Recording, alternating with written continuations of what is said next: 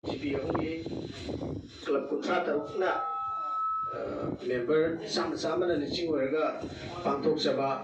ꯑꯁꯤꯒꯨꯝꯂꯕ ꯑꯩꯈꯣꯏꯒꯤ ꯃꯤꯐꯝꯅꯤ꯫ ꯍꯥꯏꯔꯤꯕ ꯃꯔꯨꯑꯣꯏꯕ ꯑꯩꯈꯣꯏꯒꯤ ꯑꯁꯤꯒꯨꯝꯂꯕ ꯃꯤꯐꯝ ꯑꯁꯤ ꯀꯔꯤꯒꯤꯗꯃꯛꯇ ꯄꯥꯡꯊꯣꯛꯄꯅꯣ ꯍꯥꯏꯕꯗꯨ ꯏꯃꯥ ꯏꯕꯦꯟ ꯁꯨꯡꯁꯣꯏ ꯁꯣꯏꯗꯅ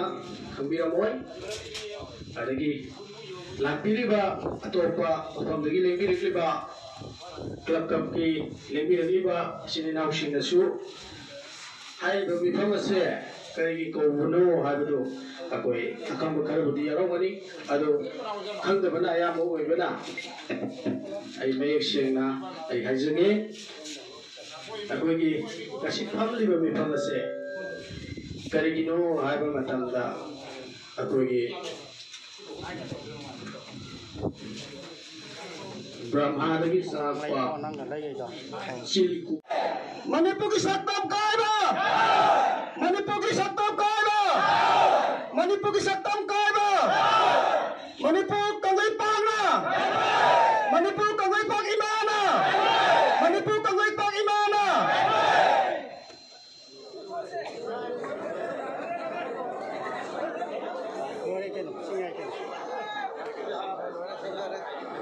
GP ahummakta leiriba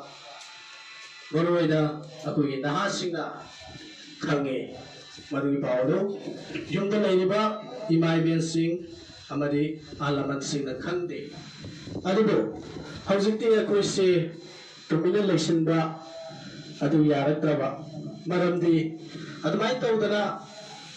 yam masing handana taba area singda makoida Akogi missing asi asuki matak jami ako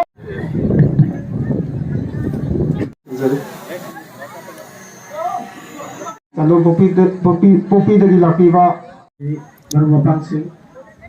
lagi lupa hal betul dah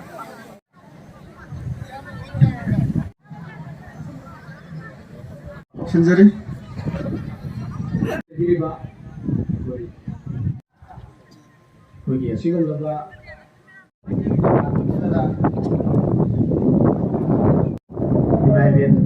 Soidana yana khangnaba adum laba aduna akoi media singda sangaga lawruga hairiba adugum laba akoigi maitai singbo akoigi GPC da lairiba laman singna khande adugo hojikti maramdi adumai tawdana maitai gi imaisha makoisi mafamda maitai ekhoibu adugum laba saiba adugum laba makhalgi lalau henganabagi adugum laba mayam khudingmangna akoigi militant sing aduna akoigi adugi mathakta akoigi Assam Rifle sing sina hariba militant sing adugi support pu muthaktaba India gi maitai oina leiriba makoigi khongthang ase ragani maramasida hangduna tala aba akoigi maitai oina period lahaudragadi makudam oraliba sisu chatsare aigi leina thauna hapiyo ti madura aigi isu singna oina kalausi habagi adum labagi thomne lakpiriba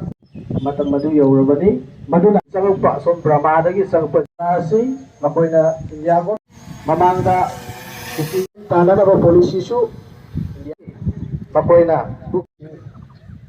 ullaga tanai gi makoi aron policy ne abase makoina silliba habak thoron sina do koina uda horupai aroi akoi khudimak maitai masang atane sida leiri makoisu sibaki dadana akogi leibak tung khudimaki thamoida loina taruk subada ugi militant sing gi su do akoi moi Indian sarkar ga taunari ba moi gi su du khudata lokto akoi lan thengnana bagi damakta sem saba khudimak loire haiba wafam sina akoi gi aroi bo oiraga ai ꯍꯥꯏꯔꯤꯕ ꯏꯃꯥꯏꯕꯦꯟꯁꯤꯡ ꯍꯧꯖꯤꯛ ꯍꯥꯏꯖꯈꯤꯕ ꯑꯩꯈꯣꯏꯒꯤ ꯐꯤꯔꯦꯞꯁꯤꯡ ꯈꯨꯗꯤꯡꯃꯛꯇ ꯃꯅꯤꯄꯨꯔ ꯂꯩꯄꯥꯛꯇ ꯁꯤꯡꯅꯔꯛꯄ ꯈꯨꯗꯤꯡꯃꯛꯇ ꯃꯅꯤꯄꯨꯔ ꯂꯩꯄꯥꯛꯇ ꯁꯤꯡꯅꯔꯛꯄ ꯑꯩꯈꯣꯏ ꯈꯨꯗꯤꯡꯃꯛ ꯄꯨꯟꯅ ꯃꯌꯥꯝ ꯄꯨꯝꯅꯃꯛꯀꯤ ꯀꯣꯡ ꯍꯣꯟꯖꯔꯒ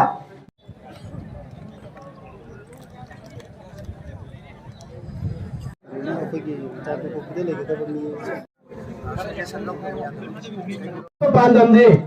ꯀꯔꯤꯅꯣ ꯍꯥꯏꯕ ꯃꯇꯝꯗ ꯑꯩꯈꯣꯏꯒꯤ ꯆꯤꯜ ꯀꯨꯀꯤ ꯑꯩꯈꯣꯏ ꯕ꯭ꯔꯍ꯭ꯃꯥꯗꯒꯤ ꯆꯥꯎꯔꯛꯄ ꯃꯤꯂꯤꯇꯦꯟꯁꯤꯡꯅ ꯑꯩꯈꯣꯏꯒꯤ ꯏꯃꯥ ꯏꯆꯥꯁꯤꯡ ꯑꯣꯠ ꯅꯩꯔꯤꯕ ꯑꯃꯗꯤ ꯃꯈꯣꯏꯅ ꯃꯤꯍꯥꯠ ꯃꯤꯄꯨꯟ ꯇꯧꯔꯤꯕꯁꯤ ꯑꯊꯨꯕ ꯃꯇꯝꯗ ꯀꯔꯤꯒꯨꯝꯕ ꯈꯣꯡꯖꯪꯁꯤ ꯍꯟꯗꯣꯛꯇ꯭ꯔꯕꯗꯤ ꯑꯩꯈꯣꯏꯒꯤ ꯂꯩꯔꯤꯕ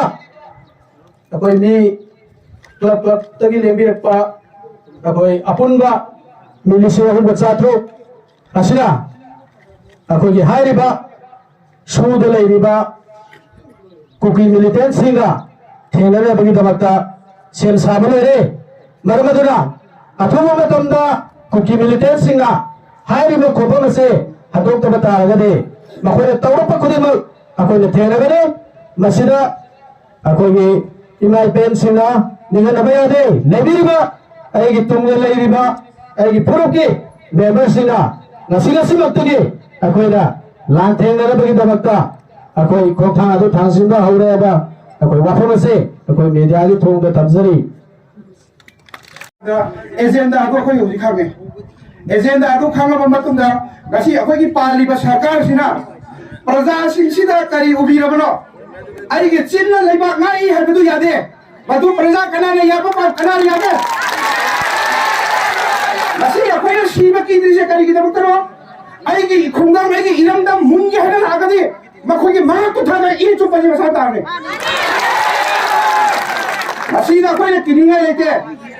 दरकार होबदी अखोई अपुन मदुने अखोई रे पुल्लबा अखोई बु नुक्सिरबा अखोई लिंगसे मानरबा कनानो अखोई की लमदम सिना संगा कदोइसे दरकार होबदी अखोई अमत्तो होबदुनी दरकार होइसे मदुना सीब की बगे आथो होइदे आई अम सीगरगा आई इसा इसु सिंदुरा लेखा तारगा ले हगो तो मेली आई होजिसु खुदा त आई थवाई थाबा किनिंगा की दरकार होइदे लेबिना मदुनी पुन्ना लांथेने अखोई पुन्ना थेंगदमने मदुना त्रगदी अखोई अखोई हिमुबै करी काना दोइनो सिंग अतोप लमदगी लागा आइगे लम मुनगे हारगा आइने येंगदोबा ngasi प्रजा कना लेगे लैबा सरकार सिंचसो अथुबा मतमदे इरा असि लाछिनबा ngमद्रगनी प्रजा की इहौ हौगनी हाबिसिसु प्रजा सिंचिगे खुंता लै मदुसो पालिबा सरकार सिना खमगदोने लैबा की अथुबा थबा मा तौरगा लैबा की अथुबा वांगागा एफआर फालगा फागदरिबा मरुं कइरो जोसान पुदा कुकी सिंगना मा बथि थिना ngam मा एफआर फालगा फाबगमरा मनि तराई कुनी की बमंदा जोसान पुदा इरान थोकरे हालैबा फोर्स खाजिलगा जोसान पुदा इरान नमथामा याय नमथादा बिना तुमिना लेरगा ngasi जोसान पुदा कुकी सिंगा मैतै की युम धारक जगनी मैतै ngasi अखोइने इरान हौरिसि मयाम लेफियो मयाम की दवता आई मांग थारगा सीबदो आई हाना सिगरे अदुगुमला चेन बयारो तो अखोई मफम लेत्रबा अखोई मफम सिदा अखोई पोपा चाव खुरी नुंजान तारगा लेत्रबा मफम ने अखोई सिसि अदुना अखोई मैतै दि लान पामते ने अखोई मतम पुनमक्ता अखोई शांति शांति ना अखोई खांगदुना लाक्चबनी मिपुम खुदिंग मक्से इंडिया सि डेमोक्रेसी सप लेबांग ने दि हायरगा करिगिनो मचा अखोई दि मिशन ले जदम ने अखोई दि अतोम जाति नि हायरगा मखोई बुना मखोई की मिशन ग लेरगा अखोई की ग्रुप फाजन बिरका दा अखोई मी बहातो पीबा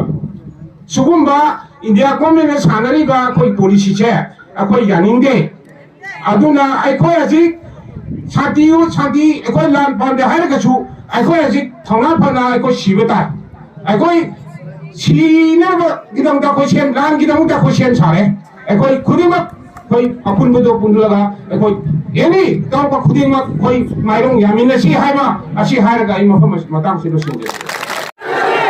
कुकी मिलिटेंट सिंगिसो कुकी मिलिटेंट सिंगिसो मणिपुर में आप शांति मणिपुर में आप शांति मणिपुर की सत्ता कायम मणिपुर की सत्ता कायम मणिपुर की सत्ता कायम मणिपुर कमई पागना मणिपुर कमई पागिना मणिपुर